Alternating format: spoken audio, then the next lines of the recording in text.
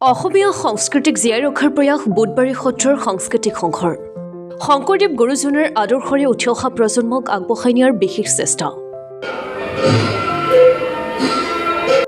অসমীয়া সমাজখনক সমৃদ্ধিশালী কৰি থৈ যোৱা শ্ৰীমন্ত শংকৰদেৱ আৰু মাধৱদেৱ গুৰু দুজনাৰ শ্ৰেষ্ঠৰাজিক জীয়াই ৰখাৰ লগতে তেওঁলোকৰ দ্বাৰা সৃষ্টি হোৱা সংস্কৃতিক উঠি অহা প্ৰজন্মৰ সৈতে একাত্ম কৰাই অসমীয়া সমাজক শক্তিশালী ৰূপত আগবঢ়াই নিয়াৰ চেষ্টা অসমৰ প্ৰান্তে প্ৰান্তে কৰি অহা পৰিলক্ষিত হৈছে।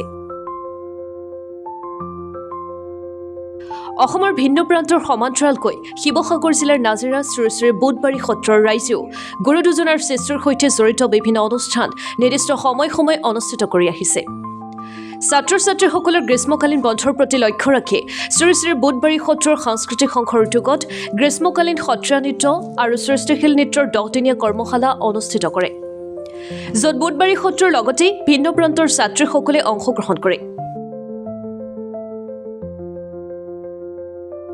10 দিনীয়াকৈ অনুষ্ঠিত কৰা এই কৰ্মশালাৰ সামৰণি দিনটোত ছাত্ৰীসকলে অতি সুন্দৰকৈ নৃত্য পৰিৱেশন কৰাৰ লগতে প্ৰতিগৰাকী ছাত্ৰক শ্ৰী শ্ৰী বুধবাৰী সত্ৰৰ সাংস্কৃতিক সংঘই একোখনকৈ প্ৰশংসা পত্ৰ প্ৰদান কৰে।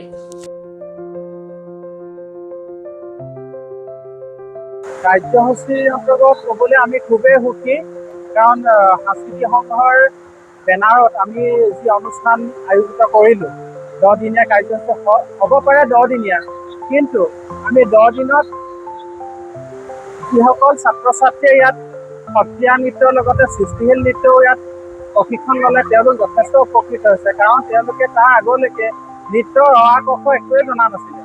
তেনেকুৱা এটা প্লেটফৰ্মত কিবা এটা শিকিব পাৰিলে আৰু ৰাইজৰ আগত যে তাকে প্ৰদৰ্শন কৰিব পাৰিলে, এইখিনি আমাৰ কাৰণে যথেষ্ট আমি সফল হৈছোঁ বুলি ভাবিছোঁ।